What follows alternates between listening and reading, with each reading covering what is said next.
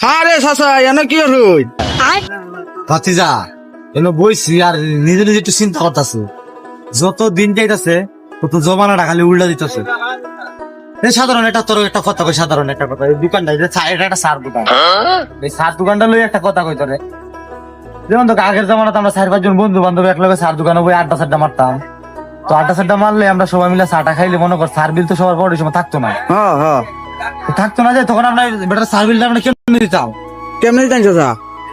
আমরা তো এই সময় জায়গা সম্পত্তি কোনো অভাব ছিল না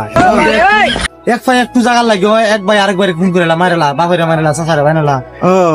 তো দেখ আগে আমরা চা খাইতাম 5 টাকা চা 2 টাকা 1 টাকা চা আসলো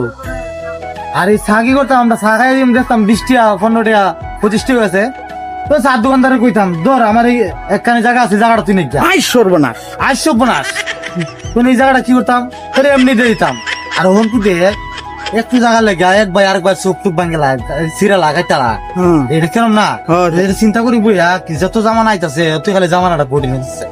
ঠিক আছে তুই হ্যাঁ রেডি এই আমার দুঃখ করে আমি চিন্তা করতেছি বই